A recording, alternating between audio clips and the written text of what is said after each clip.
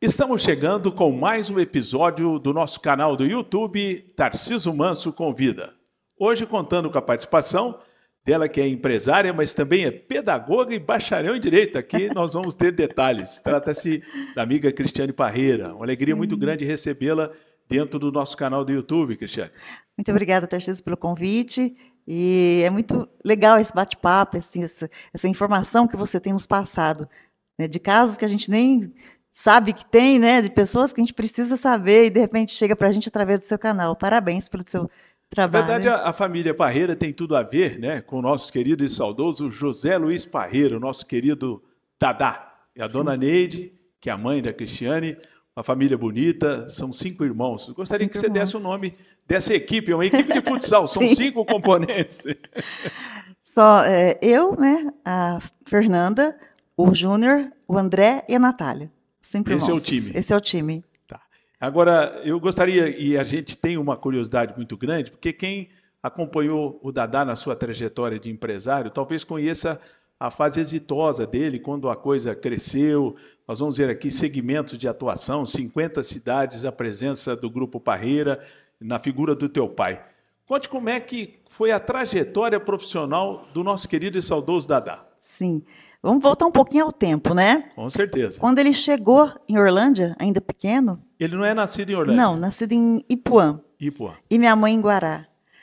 Quando veio para cá muito pequeno, o que ele fazia? Aqui nesse bairro que nós estamos, ele apanhava laranja e vendia nas casas, de porta em porta, pequenininho.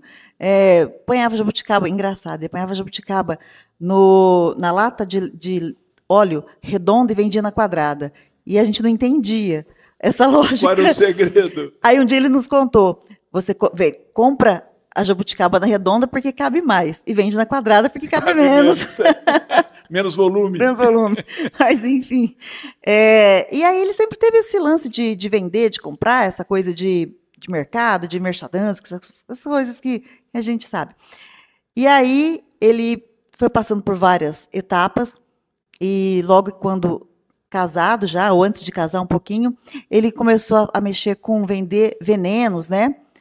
E era tipo uma Carol antigamente. Então ele fala que se a Carol não tivesse aberto, que o trabalho dele seria uma Carol, porque ele vendia todos os produtos veterinários, venenos, enfim. Você lembra onde era a loja que ele fazia? Ele falava que era, sabe onde é o Bradesco? Sim. Um pouquinho para baixo ali, uma coisa assim. Perfeito. E logo, na Rua 2, né? Rua 2 ali. Isso. E quando a Carol abriu, ele quebrou.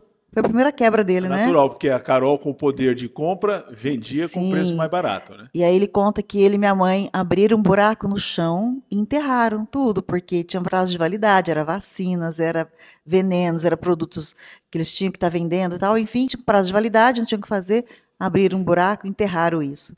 Então ele enterrou um sonho ali de ser um comerciante grande, enfim. Passado isso, sem dinheiro e sem o que fazer, minha mãe costureira, que já era costureira na época, ele começa a plantar arroz. Nós morávamos na Avenida 10, próximo à Avenida Marginal, e ali naquela época não tinha, a pista era dupla, né? Apenas para posicionar historicamente, a pista da rodovia Anhanguera não era rebaixada.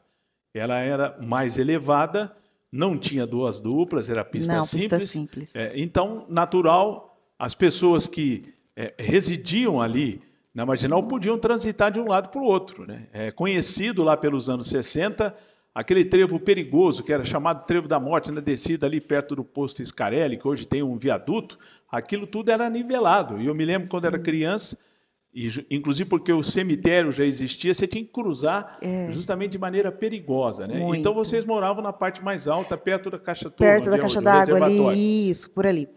E ali ele plantava arroz com a minha mãe. Arroz? Arroz. Justamente na Marginal? Na Marginal, que não tinha casas ali, né? Sim. Então ele plantava arroz ali, colhia arroz, abobrinha, enfim. E ali ele vendia. Então ele veio, e eu pequenininha, 1 aninho na época, eu ficava debaixo, minha mãe conta que eu ficava debaixo de uma arvorezinha que tinha lá, ali, quietinha, bonitinha, brincando, bebezinha ali, e eles plantando e colhendo arroz, os dois.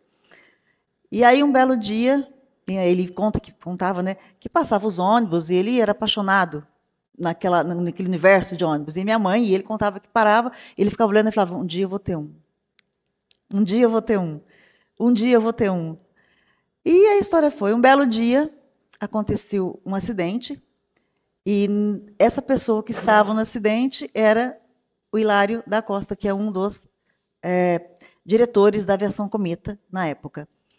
E ele socorreu esse Hilário, e aí, a partir daí, nasceu uma história de amizade muito grande, que o Hilário passou a ser, depois disso tudo, frequentador assíduo da nossa casa e tal. O Hilário foi padrinho de casamento dos 5 filhos e padrinho da minha filha mais velha de batismo. Só para que vocês entendam, a Aviação Cometa é uma das grandes empresas até hoje, né? Em termos de transporte, a Cometa era famosa nesse segmento, e natural que esse diretor, Hilário Costa, era um dos comandantes executivos, e aí nasceu essa amizade. Né? E ele ficou internado em hospital em Orlândia? Me parece que ficou internado aqui em Orlândia na época. Tá. E aí foi embora, enfim. E a partir daí, qual é o teu sonho? Meu sonho é ter um ônibus. Poxa, eu sou representante, diretor de uma empresa. Vendeu o primeiro ônibus para ele fiado. Quer dizer que a amizade que o teu pai fez com esse diretor da Cometa fez com que ele tivesse a liberdade de chegar e falar, eu estou precisando comprar um ônibus. Não, qual que Se bem conheço o Dadá, muito habilidoso. Foi em São Paulo. O que fez o seu Hilário, diretor da Cometa? Te ofereço um ônibus de graça, você leva, você vai pagar do jeito que você puder. Tá? Como que vai buscar esse ônibus? Não tinha dinheiro. Não tinha dinheiro para óleo diesel, não tinha dinheiro... Naquela época não tinha pedágio, né? Mas, enfim, eu precisava de chegar até lá. Ele foi com sapato emprestado do meu avô, roupa emprestada do meu avô, sem dinheiro, na carona, e chegou na Aviação Cometa. Quero falar com o Hilário da Costa. Estamos falando do ano de 1970. 70, isso. Faz tempo, hein? 70, 30, são 54 anos. Isso, 54 anos. E aí o Hilário falou, você vendeu o ônibus para ele, e ele, sem saber sair de São Paulo, enfim, veio com esse ônibus, você vai pagar do jeito que você puder. E minha mãe, costureira, o que ela fazia? O dinheiro da costura, ela abastecia o ônibus, pagava o mecânico era ele, um amigo dele, que ali, o seu João Cavazini, na época eram amigos, e o seu João Cavazini continuou. Hoje o Jader, filho do João, é meu, depois a gente vai falar sobre isso, é um dos meus diretores da empresa comigo, o Jader trabalha comigo hoje, que já é o filho do João, que começou lá atrás. O Jader chegou a ser motorista? Ele é motorista. Chegou a ser motorista, hoje ele... Então eu conheço. Você conhece, Ele pilotou até a nave Inteliana, né? Exatamente, isso. A empresa Pasturismo fazia e levava a Intel para várias partes, inclusive tem o César, que é outro motorista muito conhecido. Gente ainda. Que é do quadro de vocês. Isso. Então o Jader, hoje ele participa... O Jader, eu não estando na empresa, ele me representa. Para você ter... Bom, enfim... E minha mãe e meu pai, com as viagens que ele fazia, né? Viagens que eu digo, naquela época, era levar futebol no domingo no Grêmio, que tinha futebol no Grêmio. Grêmio Brejeiro. Exatamente. Que fica nessa estrada por terra para Nuporanga. Levar passageiros em Tambaú. Então, por aí ele começou a fazer esse transporte. Minha mãe abastecia o ônibus, né, com o dinheirinho da costura dela e pagava o João. Meu pai, com os fretezinhos, ia lá todo mês, em São Paulo, de carona. O dinheiro ele levava na caixa de sapato. Ia juntando, colocava na caixa de sapato e ia com essa caixa de sapato para São Paulo. Isso todo mês. E levava o dinheirinho. A partir daí cresceu uma grande amizade, comprou mais um ônibus e outro. Enfim, a história começou aí. E é interessante isso tudo, quer dizer, ele começou com um, aí a perspectiva se abriu dentro da própria cidade, né? Nesse transporte que era muito localizado. E qual foi a primeira experiência, por exemplo, em transporte coletivo? Eu sei que vocês fizeram pela primeira vez o transporte coletivo. Hoje é um segmento muito difícil, né? E vocês depois migraram para outro, acho que de forma correta, porque não é uma coisa muito rentável dentro do modelo atual. Mas quando é que o seu pai partiu para a primeira prestação de serviço de transporte coletivo? Foi aqui em Orlândia? Foi aqui em Orlândia. Na verdade, naquela época a gente já começou a ter outros. Conforme o tempo foi passando, começou a ter outras localidades. Por exemplo, Santa Rita do Passa Quatro, depois teve perto de Franca, que não lembro o nome agora, Restinga, Patrocínio Paulista, Cássia dos Coqueiros. E assim a gente começou a ter, esporadicamente, em outros lugares. Efetivamente, aqui em Orlândia, nós começamos com a Morlan, que é uma empresa que a gente trabalha até hoje, Intel, Guabi, e o próprio transporte de circular. O transporte coletivo foi ele o pioneiro. Ele apostou nessa modalidade porque ele viu a necessidade que a população tinha. Morava no bairro X, para ir em tal lugar, eu não tinha transporte. Então, ele acreditou nesse transporte.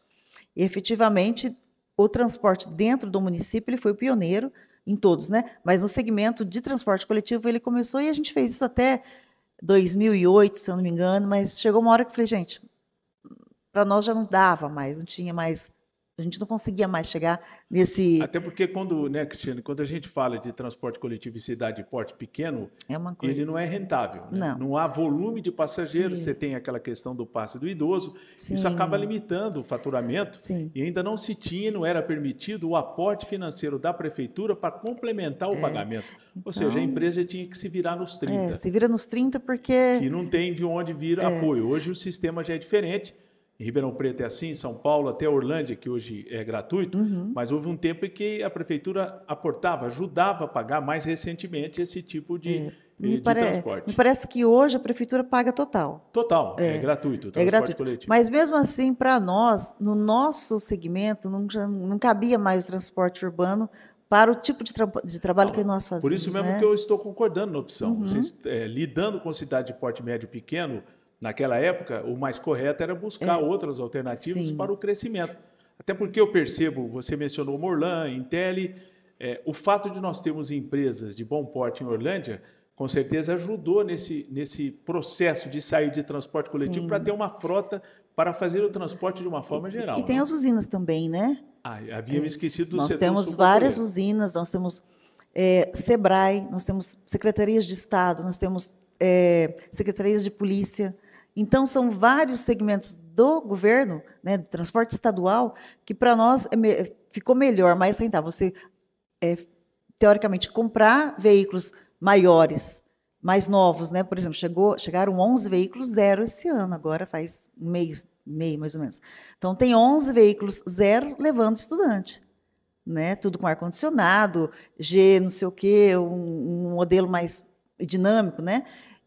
Então, a gente optou por esse segmento, no caso. E acho que a opção foi correta, e os números comprovam. E no caso de prestação de serviço para essas entidades e órgãos governamentais, são processos licitatórios. Tudo processo de licitação, corretíssimo. E se você não consegue estar correto com todas aqueles, você não consegue nem participar. Tudo são licitações online, ninguém sabe quem é, enfim, você entra e participa. E ali não conta só o preço, mas conta também a sua qualidade de trabalho, o tempo que você está no mercado, é muito importante. E mais importante ainda é o feedback das outras empresas que você já presta serviço, presta o transporte, de falar se você é uma empresa idônea, correta, se você está apto a fazer aquele transporte para o Estado. Apenas um intervalo, você está vendo esse QR Code aqui do meu lado direito, esquerdo de você que está me vendo, você pode aproximar o seu celular e fazer uma interação conosco, é importante a sua participação. Agora, Cristiane, eu vejo aqui, pelo menos eu conversava com você para preparar a entrevista, vocês têm hoje 4 núcleos, que são 4 garagens, né? Vocês precisam ter a garagem próxima dos ônibus, porque não tem como toda noite voltar aqui para a unidade sede de Orlândia. Quais cidades da região que vocês têm essas garagens? Sim, nós temos a primeira, que é Orlândia, que é a matriz, e aqui que é todo o nosso suporte. Lá nos altos do Jardim Boa Vista. Isso, desde a funilaria, mecânica, enfim, é todo feito aqui. Nós temos uma garagem em Morro Agudo, que lá também tem o mecânico, tem lavador, tem a manutenção preventiva, aquela manutenção rápida, é feito ali. Nós temos, e ali a gente atende usinas e atendemos também transporte de universitários de Morro Agudo. Saúde, todo aquele processo que nós fazemos. Aí nós temos em São Joaquim da Barra, que nós fazemos o transporte dentro do município escolar. Vocês também fazem São Fazemos Joaquim. Escolares. Esse mesmo que é feito aqui em Orlândia do Universitário. Isso. E também fazemos escolar aqui dentro da cidade também, né? A gente tem o escolar da cidade e universitário à noite. Então nós fazemos lá em São Joaquim também vocês têm que ter esse núcleo lá. Temos. E também fazemos usinas, a Alta Mogiana, nós que fazemos lá também, em São Joaquim da Barra. Temos a mesma coisa, a garagem com mecânico, com lavador, limpeza, enfim. Temos um gerente lá. Temos Miguelópolis, que lá atende a usina Colorado. Então, lá a gente tem outro aporte ali. Então, são essas 4 garagens. Miguelópolis, São Joaquim da Barra, Morro Agudo e Orlândia. É dentro dessa ideia, como eu expliquei, né? Se atende a usina Alta Mogiana, está perto de São Joaquim. Isso. Se vai na Colorado, não tem sentido trazer o ônibus aqui. Então, há necessidade de se ter. Se a gente pegar esse pacote todo com essas 4 garagens, em quantas cidades, né, vocês têm presença hoje aqui? Nós temos a região toda. E também temos no estado de Minas. Em Minas também? Em Minas também, porque o ônibus vai e volta, então ali a gente tem em Minas ali. E temos em Goiás também. No estado de Goiás a gente tem um ônibus ali por perto que a gente faz um serviço de um transporte aqui em São Joaquim, que tem filial em Goiás. Então a gente manda o carro para lá também. Interessante. E aí vai. E para fazer esse atendimento, quantos veículos em funcionamento vocês têm? Hoje, porque micro-ônibus, ônibus normal, totalizando quantos itens compõem? Então nós temos micro-ônibus, tem as vans, tem ônibus de várias categorias, desde o transporte municipal, que é um tipo de transporte, transporte para estudante universitário é outro tipo, viagens é outro tipo, usinas é outro tipo. Então, para cada segmento do transporte, tem que ter um veículo adequado para aquele transporte, né? Vai dar hoje mais ou menos uns 250 carros trabalhando efetivamente. E vocês devem ter alguns carros de reserva também para emergência. Né? Tem que ter. Cada garagem a gente tem um suporte, 2, 3 carros de reserva, porque a gente tem um só. Quem tem um não tem nenhum. Então fica 2, 3 ali, um para cada segmento, que é o que a gente tenta fazer o mais próximo. Agora, eu notei também dentro do grupo Parreira, né, que nós temos, eu percebi 3 segmentos. Esse que é natural, de transporte. Eu vejo também essa questão de ferro velho, né, que é uma prática de peças usadas, é um nome mais bonito. Sim. E até no setor de agropecuária, porque seu pai também acabou tendo 2 propriedades, né? Tem uma aqui em São Paulo e em Minas, a outra. Uma em Minas então, quer dizer, vocês atuam nesse segmento. Me explique a atuação nessa questão de peças usadas. Né? A Parreira Comércio de Peças é o primeiro, a gente fala ferro velho, mas é o primeiro comércio de peças legalizado pelo Detran do Estado. Então, para você ver que é um negócio que é esse que bem... fica na marginal... esquerda, né? Não, direita, esquerda, né? Direita isso. Esquerda. Esquerda. Na saída para Ribeirão. Saída para Ribeirão Preto. Então, lá é um comércio de peças. Então, a venda é muito rápida.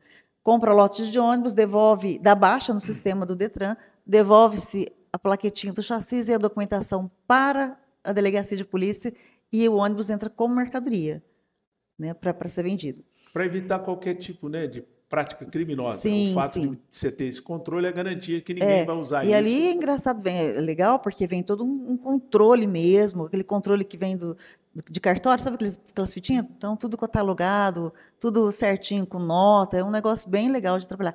E ali, meu pai, ele já, quando começou, ele começou com o transporte, que já sobrava peça, para fundir o motor de um ônibus, então, trocava algumas coisas, sobrava aquela peça que não ia usar, então ele já começou ali também a vender esses tipos de peças, né? Então foi onde começou o outro segmento dele, que é o ferro velho. Né? A gente fala ferro velho, mas é um comércio de peças. E eu entendo até que é uma boa escolha, até porque vocês próprios têm muitas peças, Sim. Passa a ser um centro regional.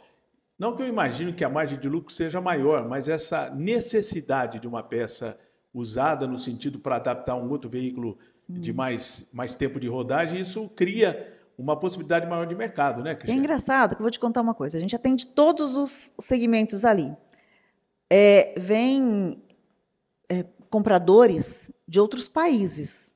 Para você ter, eles vêm em container, levam em container. O pessoal da Arábia Saudita, uma vez, eles vêm com aquelas roupas, né, deles lá, falando, tem que ter tradutor, enfim. E também tem aqueles que vêm comprar, que são colecionadores de ônibus. Existe? Se você entrar no YouTube, você vai ter um canal de um rapaz que vem. É lindo os vídeos dele falando vou te passar depois. E vocês têm essas preciosidades aqui? Tem. Então, olha, eu preciso da lanterna do Caio 1970, não sei o quê. Ali tem. Eu preciso da para-brisa, não sei do quê. Lá tem também. Então, ele é muito engraçado. Então, tem aquelas pessoas que vêm comprar por necessidade e tem excursões de São Paulo e de outros lugares que eles juntam os colecionadores e vêm para comprar, também para colecionar. E eu percebo aqui são 5 irmãos. Sim. Cada um atua num segmento? Sim. Eu faço toda a parte do transporte. Tudo que você vê, parte turismo, eu faço essa parte. O André é a parte comercial, é contrato, é licitações, ele é craque nisso, né? Ele é advogado. É Né? advogado, ele é craque em licitações, enfim.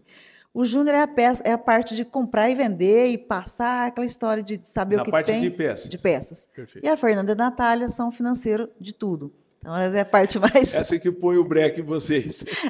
Fernanda, Duas mulheres. Fernanda que puxa a orelha da gente, sabe? Com Natália certeza. é mais tranquila, mas a Fernanda puxa a orelha. Ela não compra isso, não compra aquilo. Mas enfim, assim funciona bem, né? E assim, o legal, os 5 irmãos, se a gente se encontrar 5 vezes por dia, 10 vezes, a gente se beija as 10 vezes. Toda hora que a gente se encontra, a gente se beija. É engraçado de falar. Embora cada um tome conta de um segmento, de uma parte, nenhum influencia no outro. Mas a gente, qualquer coisa que a gente vai fazer, a gente chega e conversa. O que você acha disso? O que você acha daquilo? A gente pode tudo, mas quem dá a palavra final é a mãe. Exatamente, Então... é isso que eu ia falar. Na ausência da dona Neide é que dá a última palavra. Então a gente vai falar, todo mundo tá certo. A mãe, não. Mãe, mas a gente tem que fazer. Não, vamos conversar então. Então a gente tem que voltar da história do começo para começar de novo. Mas é muito engraçado isso. E é legal, porque todo mundo se respeita no seu âmbito do seu trabalho, ninguém passa, ninguém toma uma decisão sem que o outro saiba ou opine. Eu posso nem concordar, mas eu vejo que aquilo é uma coisa legal para a empresa na hora, vamos fazer. Uma coisa que me chama muita atenção, essa união, ela ficou muito caracterizada com o episódio recente do Júnior, que, sim, graças a Deus escapou de uma, né? E o Júnior sabe o que eu estou falando, né? A gente, sim, acompanhou. E eu percebi nesse episódio que vocês são muito unidos. Eu vi a postagem de alguma coisa próximo ao Hospital Albert Einstein, a gente via, está toda a família acompanhando a recuperação, sim, do Júnior. Esse episódio, de uma certa forma, consolidou a família, né? Nesse sentido mesmo de fechar junto, né? Foi assim, quando meu pai ficou doente, né? Então a gente já... Mas meu pai estava ali, então... Mas do Júnior foi diferente, porque ele precisou de ir para São Paulo, mas a família toda ia, né? Então, todo final eu ficava com ele em São Paulo, porque não tinha como os outros irem, mas todo final de semana estava todo mundo lá, iam de van, porque a família é grande, né? Pegava a van e ia todo. Então, a gente se solidou mais ainda, ficou mais sólido, o negócio ficou, parece que foi uma coisa para unir muito mais ainda. A gente sabe que ali foi um negócio de Deus ali. Agora, Cristiane, nós sabemos que hoje há muito uma concentração, por exemplo. Assim aconteceu com empresa aérea, eram várias, ficaram na mão de 2 ou 3. Esse segmento de transporte, ele tem algumas mais fortes. Como é que vocês conseguem sobreviver no meio desses tubarões da área de transporte? Como é que é essa prática do dia a dia para vocês? É preservar a qualidade nas cidades onde vocês já estão, nas empresas que vocês prestam serviço? Qual seria o segredo? Sim, eu faço parte de uma comissão do sindicato, da diretoria do sindicato, Sinfrepaz, em Ribeirão Preto. Então, ali no sindicato tem uma associada várias empresas da região, né? E ali nós temos a cordialidade, né? Cada um mexe no serviço do outro, mas tem sempre alguém que quer furar ali, enfim. Mas qual que é o lance maior? É você prestar um bom serviço, é você estar com a documentação em dia, Artesp, NTT, seguro, tudo que tem que ser de obrigatório seu estar correto, veículo dentro daquilo que a Artesp te limita a estar, e prestando um bom serviço, tendo bom feedback, você, olha, eu estou aqui, então você começa a se posicionar no mercado. Então, hoje a gente tem um porte de médio para grande, porque as empresas pequenas acabaram. Não existe mais, né? Então, ou você é médio para grande, ou você não existe. Então, a gente está nesse meio do médio, né? Que é onde a gente conseguiu se estabilizar. Se a gente olhasse aí para o futuro e fizesse uma pergunta para os 5 irmãos e mais para a dona Neide, sua mãe, o que vocês projetam para o futuro, em termos dessa atividade profissional de vocês? Nós não pretendemos parar, né? A gente está trabalhando para que os que estão vindo ficar no nosso lugar, porque nós não somos eternos, né? Então, na empresa hoje, comigo, o núcleo do meu pai, os filhos já estão comigo.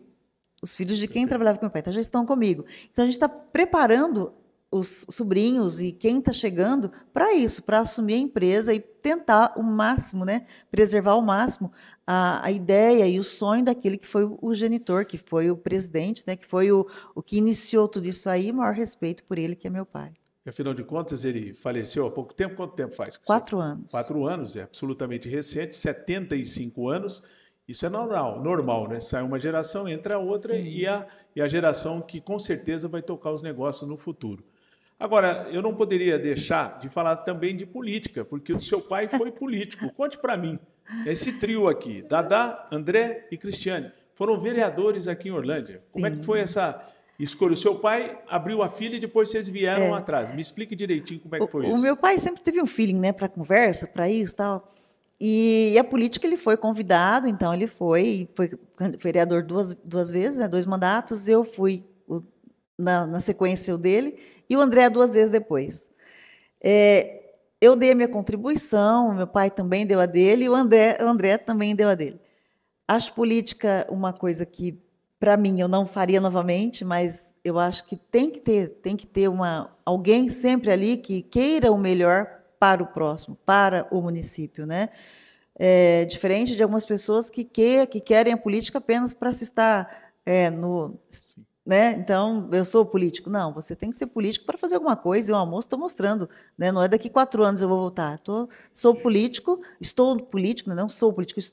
nesse período para fazer alguma coisa para a cidade. E foi esse o nosso lema e acho que a gente cumpriu. E você acha que nesse momento que a empresa, o grupo de vocês está vivendo, a atividade política poderia atrapalhar nesse momento? Eu não sei, porque uma coisa não tem muita coisa a ver com a outra, né? Porque por exemplo, licitações. Licitações são feitas... Hoje, né? Principalmente com esse negócio de pregão eletrônico, graças a Deus, não tem nada de... A lei da transparência está ali. Então, você vai receber por aquilo que você está prestando. Está lá no edital. Pronto. Sem dúvida. Né? Então, eu não sei se não sei se atrapalha, não. Não é o fato. Não, é apenas uma situação transitória que, por enquanto, vocês não têm um mandato aí de vereador, enfim, qualquer outro tipo de mandato, prefeito e vice. Agora, eu também não poderia deixar de abordar um tema que talvez te dá muita saudade, dia 2 de março de 1996, um acidente fatal, Sim. O jato pilotado pelo seu falecido marido, Jorge, né, Jorge Martins, nascido em Casa Branca.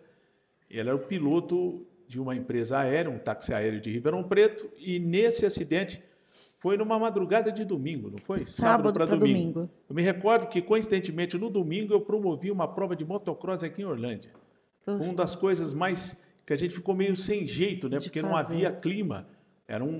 Essas coisas marcam. Assim como a morte de Ayrton Senna, que foi em 1994, eu me lembro que eu também fui para uma prova de motocross e eu ouvi pelo rádio meu querido amigo Luiz Roberto, narrador hoje da Globo, e ele narrando, inclusive, o acidente que aconteceu com o Ayrton Senna.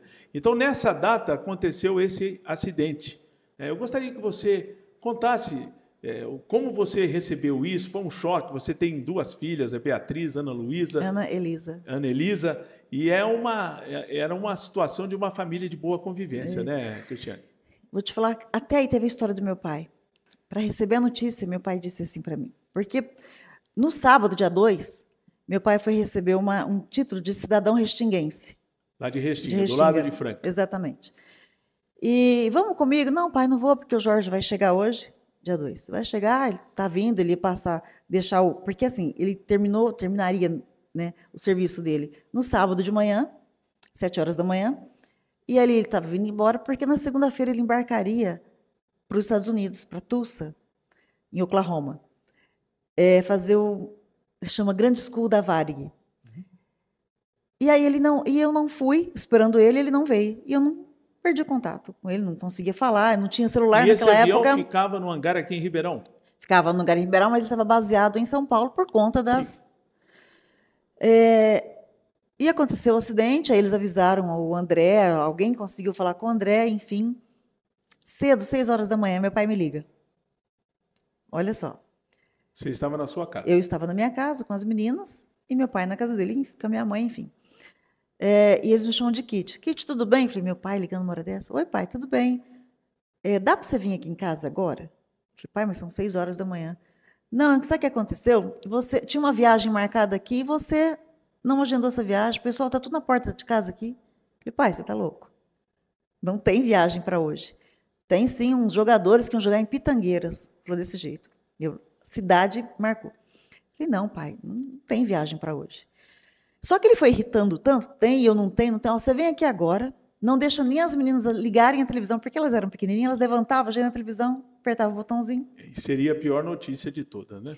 Você, Ver não, pela TV. você pega as meninas, você vem em casa, vim aqui agora, desse jeito para mim. E eu falei, tá bom, o senhor quer que eu vou? Eu vou. Levantei de pijama, do jeito que eu estava, falei, bom, já que ele quer que eu vou lá, vou falar para ele que não tem viagem marcada. Eu subi a marginal, que eu virei, eu olhei a casa da mãe, cheio de carro, cheio de gente, repórter, enfim. Eu falei, bom, o negócio é sério, né? Porque eu deixei de marcar uma coisa, eu sou tão correta com meus horários, com as escalas, eu deixei de marcar isso aí, enfim. Parei o carro. Quando eu parei o carro, uma tia já veio, catou uma menina, outra veio, catou a outra, alguém me levou para dentro. E falei, peraí, gente.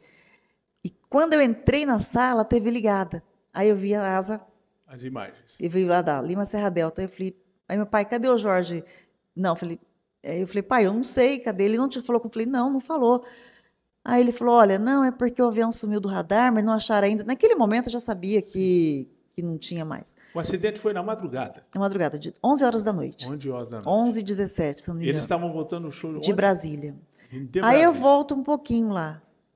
Naquele sábado, 6 horas da manhã, ele terminaria o trabalho dele e vinha embora. Daí ele não veio embora porque o piloto que ia viajar com os meninos aquele dia não chegou, não foi, alguma coisa assim. Aí ele foi com a mala, deixou a mala no carro, né? Depois eu fui buscar o carro, já tinha mala, as coisinhas das crianças estavam dentro do carro já, em São Paulo. Aí ele foi fazer essa viagem. Bom, gente, eu vou, mas assim, eu tinha horário para chegar em Orlândia, eu tenho que viajar segunda-feira, eu tenho que embarcar segunda-feira e tal. Mas eu vou hoje porque os meninos estão aí, enfim. E aí foi onde ele foi, mas tudo aquilo que não era para ser aquele dia, né? E a gente sabe que não existe o acaso, né? Era para ser. No final da história, era para ser. E aconteceu daqui, foi um choque muito grande. Desespero, um negócio. Vou te contar como é que é. O chão abre no chão. Sim, com é um certeza. buraco. Eu posso imaginar. Eu sentia um buraco. E a única coisa que eu consegui pensar naquele momento foi: o que eu vou fazer com essas meninas? Uma tinha 1 ano e uma tinha 3. Aí meu pai falou, minha mãe, meus irmãos, na hora, não, fica tranquila que a gente vai te ajudar. Porque aí, é claro que a criação, tudo que foi ali conosco, tudo que foi acontecendo, a família sendo unida, ajudou 100%. Só que tinha eu, né? Então a minha dor existia, o meu desespero existia. Só que eu não podia nada, eu não podia viver meu luto, porque eu tinha que cuidar das meninas, eu tinha que fazê-las com que elas crescessem de uma melhor maneira possível. E tinha tudo para dar errado, porque naquele desespero, naquela confusão que você se lembra bem, aquele monte de repórter, aquele monte de acusações. É isso que eu acho que pesa muito, né? Além de perder o marido, em tese, o piloto, até que se prove em contrário, é o culpado do fato. E parece que você mergulhou fundo nisso. Aí eu estou vendo que você é bacharel em Direito. Você estudou Direito por causa disso? Para isso. Após o falecimento do Jorge, você começou a frequentar o curso, né? Em Franca? Em Franca, na Unifran. E vou te contar por quê. No comecinho, a gente precisava, né, os advogados precisavam de provas, né? E eu, no comecinho da história, do acidente e tal, eu tive que ir a Brasília. E eles são legais para te convidar, né? Olha, amanhã você tem que estar aqui. Eles mandam passagem e tal, certinho. E eu fui lá. E o que era o negócio ali na hora? Eu tinha que distinguir se a voz era do Jorge ou se não era. A voz trocada com a torre. A torre. Ó, essa é dele. Essa não é dele, então era da torre. Essa é dele. E aí foi aquela história. Bom, isso no dia que fazia 7 dias, tá? Dia da missa de 7º dia, tá? Na sexta-feira, depois. E aí, naquele dia, eu ouvi a fita do controle de radar. Então, eu vi fase item por item. Nos processos em São Paulo, no andar do negócio, nos processos em São Paulo, foi pedida a fita, porque eu falei, gente, o negócio está ali. Essa fita de controle de radar fala alguma coisa e a gente precisa saber que é aquilo. Pediu-se a fita de controle de radar. Eles chegaram lá para entregar em audiência, entregaram a fita. Quando o meu advogado viu, falou, essa fita está editada. E realmente eu vi que estava editada, porque ela era cortada. Eu falei, não foi isso que eu ouvi. E aí a gente ficou de mãos e pés atados, né? Tanto o Poder Judiciário, na época a doutora Ritinha Steverson, na 20ª Vara da Justiça Federal de São Paulo, me chamou e disse na audiência, falou, olha, tenho o que fazer. Eles, são semideuses, não tenho o que fazer. E agora, doutora, o que eu faço? Ela falou, você começa a colher provas. Mais que isso. Você tem alguma faculdade? Tenho, sou pedagoga e tal. Não, faça direito. Colha todas as provas e monte o teu TCC em cima dessas provas. TCC, quando você conclui um curso, você apresenta um trabalho de formatura. Isso. Tá? E é o tal do TCC. É. Fiquei 5 anos, tá? O processo foi suspenso, 5 anos colhendo provas. Papel, não sei o quê. Fiquei amiga de um tenente-coronel, um coronel aviador lá de Brasília. E aí ele me deu a fita de controle de radar. Falei, bom, é o que eu queria. A partir daí, foi 5 anos de muito trabalho, de muita pesquisa, de muito saber o que era, o que não era. Montei todo o processo, né, o TCC, né, com tudo baseado em tudo aquilo que eu vi, em tudo que eu tinha. Cheguei no primeiro dia de aula na faculdade, o doutor José Antônio era meu coordenador. Doutor, estou começando o curso de Direito, eu vim registrar meu TCC. Aí ele falou, não, você está começando ou está iniciando? Não, estou começando, hoje é meu primeiro dia. E eu com o negócio na mão. Não, isso você vai apresentar no seu último dia de aula. Não, doutor, eu quero que o senhor dê uma olhada. Dê uma olhada, eu quero que o senhor registre, porque eu não quero que outra pessoa pegue esse tema. E aí foi, tá? Fiz os 5 anos de Direito, eu vou te contar o fim da história. No dia eu ia apresentar, eu ia ser a última a apresentar o tal do TCC. Uma semana antes, a minha coordenadora liga. Olha, ligou para mim, eu fui até a sala dela na faculdade. Olha, não vai ser em cima desse TCC aqui, a gente não pode te ajudar em nada. Mas como não? Eu preciso que venha 2 pessoas, ou uma, do Ministério da Aeronáutica para saber, ou do CENIPA, sei lá de onde, para saber. Porque é um tema muito técnico, né? Bom, mandei essa documentação já tinha que falar com o outro coronel da Aeronáutica, Coronel Átila. Mandei toda a documentação para ele, não, pode mandar aqui, que eu vou dar uma olhada e tal. A apresentação minha seria na segunda-feira. Na quinta ele me manda a resposta, olha, nós estamos indo aí e tal, só que eu não posso aceitar seu TCC. Como o senhor não pode? Porque o tema do seu TCC ele vai de encontro e contra nós. Então, eu tive que mudar tudo aquilo, assim, tive que mudar tema, mudar capítulo, mudar tudo aquilo em 2 dias, para refazer para segunda-feira, que era a data máxima. E aí vem esses homens lá de Brasília, tudo internado, aquelas coisas. E todos os TCCs eram apresentados dentro da sala de aula. O meu foi no anfiteatro. Né? Isso porque não foi o que eu quis, mas que a nossa diretora do curso quis. E aí encheu, tá? E fez aquela coisa, aquela loucura. Foi elogiado, super elogiado pelos profs, me sabatinaram lá, e aí eu estava expert de cabo a rabo em tudo que eles perguntavam, inclusive da fita, porque eles não entendiam como eu tinha uma cópia de alguma coisa que era da aeronáutica que não podia sair deles lá, né? Que era exclusivo deles, não podia sair dali. E eu não podia falar minha fonte, porque, né, enfim, eles não sabiam da fita que eu ia apresentar. Me deram nota 10. Bom, cheguei em São Paulo com esse TCC, apresentei no processo, reabri o caso, colocou lá. Então, saímos da área acadêmica e tinha um processo judicial que corria. Estava suspenso até então. Estava suspenso, perfeito. Quando você anexou essas provas... Começou a correr. Correu, e qual foi o desdobramento desse fato? O piloto não errou sozinho. Repita? O piloto não errou sozinho. Mas não disse quem teria errado. Não, aí já começou. Aí desdobra. Isso saiu até na revista Veja, na época. Eu cheguei a ler a respeito disso. Então, eu tenho, você lendo, você vai ler a matéria e ele fala ali. Primeiro erro foi do controlador, que faz uma pergunta que não poderia ter perguntado naquele momento, e vai desdobrando tudo aquilo. E qual que é o erro do piloto? Ele estava 17 horas em trabalho, mas não pilotando efetivamente. Ele foi a Brasília e ficou aguardando o retorno dos meninos.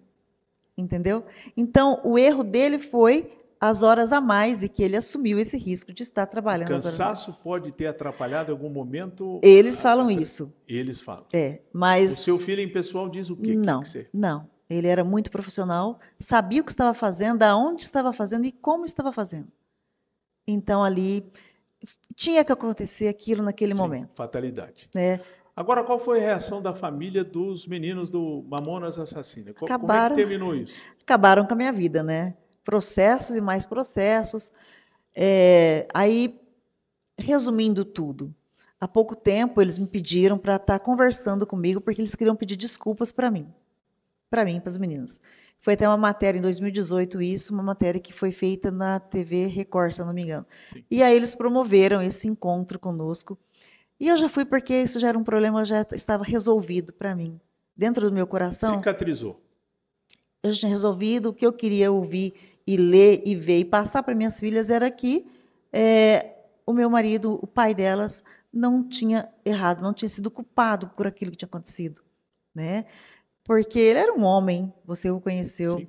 trabalhador, dinâmico, enfim, várias qualidades, né, que ele tinha ali, inclusive para ser o comandante de uma aeronave. Mas, enfim, a gente fala, começa... Não, com certeza. Foi promovido esse encontro em São Paulo, na Praça dos Mamonas, né? Guarulhos, né? Guarulhos. É onde é a cidade deles. Exatamente. Eu até passei outro dia, casualmente, a hora que eu vi, estava lá a praça. Isso. E o pai do Jim veio e me pediu perdão por tudo que ele fez comigo e com as meninas, porque eu enfrentei várias coisas com ele. E ele atiçou muito a imprensa, né, na época. E aí eu desculpei, porque aquele era um assunto que já estava resolvido, já estava cicatrizado, eu estava com o coração limpo e tranquilo para falar tudo o que eu sentia. Conversamos mais de hora, a mãe dele veio, falou comigo, mãe do Dinho, no caso. Pediu perdão por tudo e acabou-se o assunto ali, encerrou-se o assunto ali. Juridicamente, o assunto ainda corre. Por quê? Existem coisas para finalizar financeiramente ali, Agora, né? o fato penal, ele é extinto com a morte do seu marido. Exatamente. Ficou pendência, ou ficaram pendências de natureza civil. Isso. De reparo. De reparo, só. Tá. Né? Mas isso é uma coisa que, de verdade, para mim, não Acho que tem... a dor maior foi a de perder o marido e ter uma filha de 1 e a outra de 3. De 3. Beatriz, na época, tinha 3 anos e a Ana tinha 1. Então, eu estou vendo aqui, Beatriz e Anelisa, né? Isso. O que elas fazem hoje? Eu acho que valeu a pena tudo isso. A Beatriz, por exemplo, ela atua em que área? A Beatriz, ela é oncopediatra, trabalha no Hospital de Amor de Barretos. Então, lida com câncer de criança. Câncer de criança. Onco diz a ver com câncer e pediatra de criança, é isso? Ela fez a faculdade de medicina em Barretos, do próprio dono do Hospital do Câncer, do Henrique Prata, ele montou aquela faculdade. Aí ela fez os 3 anos de pediatria na Unicamp e voltou para Barretos para oncopediatria. Hoje ela faz um negócio chamado Fellow em hemato, que é o câncer de sangue, né? Então ela faz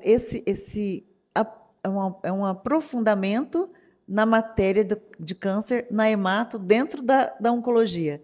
Mas hoje ela, então, está ligada ao Hospital de Amor de Barretos. Ela trabalha no Hospital de Amor de Barretos. Mora lá em Barretos. Mora em Barretos. E ela o ano que vem, provavelmente ela está indo para Goiânia, assumir Goiânia, porque o Hospital de Amor... eles estão abrindo uma unidade Isso. Lá. Parece que tem uma já em Rondônia, não é isso? Tem uma em Rondônia, ela ficou o ano passado, o julho todo em Rondônia, que eles pediram para lá, e depois ela foi para a Espanha, para Barcelona, ficou lá também um mês, porque eles pediram para ir também, para aprender, um estágio, na verdade, que ela foi fazer lá no Hospital São João de Deus. E agora ela vai, o ano que vem, provavelmente para Goiânia, assumir lá Goiânia. E a Ana Elisa? Ana, ela é dentista de formação, e a Ana, a história dela é muito legal, porque eu vou ser perita. Ana, mas, mamãe, eu vou ser perita, para reconhecimento de acidentes de massa, por conta do acidente do pai. E ela fala, porque demorou tanto para chegar, tanta coisa aconteceu, e ela quis se especializar nisso, em ser perita, para reconhecimento de cadáver, para chegar às famílias mais rápido. E é o que ela faz hoje, ela é perita criminal em odontologia. Até porque uma das fontes de referência é a arcada dentária. Isso. Né? Por isso tem essa pegada de dentista que é sempre um caminho, né? Quando não há mais condição de DNA, pelo estado que tiver, naturalmente se busca esse tipo, né? De reconhecimento. E ela participa de não é uma ONG, é um trabalho, eu não sei falar o nome agora, baseado nos Estados Unidos, que faz reconhecimento de massa. E ela participa, ela é contratada de uma dessa equipe. Por exemplo, tem um acidente em tal lugar, ou tem guerra em tal lugar, um avião caiu em tal lugar. Então, chega para eles, o e-mail, com aqueles, eles vão fazendo a comparação, tal, enfim. Então, tem 2 na área da saúde, mas em campos opostos, E eu acho que deu certo, no fim deu Então certo. eu posso dizer, olhando aqui para quem está nos assistindo, que Deus foi generoso com você. Muito. Da mesma forma que chamou o Jorge um pouco antes, ele não deixou de amparar suas filhas. Não. Não é isso? Ter você como mãe, o apoio da família inteira na figura do Dadá, Dona Neide, todos os seus irmãos, sim. mas ao mesmo tempo ele foi generoso, né? Foi muito Hoje você tem o generoso. orgulho de ter Muito. as duas filhas que num primeiro momento, no seu desespero, era a sua preocupação. Eu falei, o que eu vou fazer com elas? O que eu vou fazer agora, né? Mas aí, graças a Deus, deu tudo certo. Isso que é importante. Deus provê. Deus, Deus é Pai. Deus é Pai. Chegamos e assim, estamos seguindo hoje, né? Mas hoje eu tenho o coração aberto para falar abertamente de tudo que aconteceu, de como a gente passou por isso. Tem história aí para muito tempo, né? Se eu for contar tudo que eu passei, você chora, né? E aí o negócio é longo, Cristiane, foi uma alegria muito grande. Tenho certeza que aqueles que nos viram gostaram muito dessa conversa. Primeiro, de falar da trajetória do seu pai, um nome que marcou a história da sua família, desse episódio que marca a vida de qualquer pessoa, mas que nesse contexto todo, Deus não me deixou desamparada, né? Isso eu já vejo isso com os bons olhos. E nessa toada eu gostaria que você olhasse aqui para essa câmera e falasse e desse uma mensagem àqueles que estão nos vendo nesse instante no encerramento da sua participação. Sim. Voltando um pouquinho, eu queria agradecer, mas de coração mesmo, todos os que estiveram envolvidos com a homenagem, né, principalmente a Michele Rufo, que foi a que indicou o nome do meu pai na creche, perto da gente lá, e que eu tenho certeza que... Deixa eu só contextualizar, eu acabei me esquecendo, você tem razão. Foi recentemente inaugurada uma creche que fica no Jardim Santa Helena, e o homenageado foi José Luiz Parreiro Dadá. É uma creche muito bonita, uma parceria do governo municipal e do governo do estado. Isso. E é lindo lá. E eternizou o nome do meu pai na cidade. Porque ele fazia esses transportes de levar as crianças para a gruta, para vários lugares, e não cobrava nada. Então, isso aí, eu acho que, para ele ali, de onde ele estiver, eu tenho certeza que ele está muito feliz de ter o nome dele eternizado naquilo que ele sempre serviu. E eu tenho uma alegria enorme, em nome da família, de agradecer a todos que estiverem envolvidos, que puderam trazer para nós essa felicidade.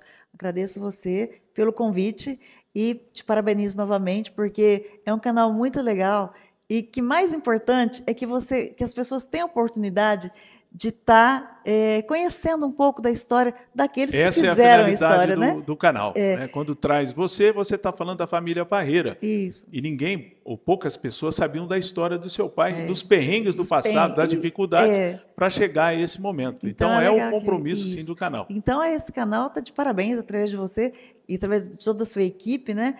Que eterniza na cidade a história de quem fez a história em Orlândia. Muito obrigada. Muito bem, pessoal. Está aí mais um episódio do nosso canal do YouTube, Tarciso Manso Convida. Um abraço.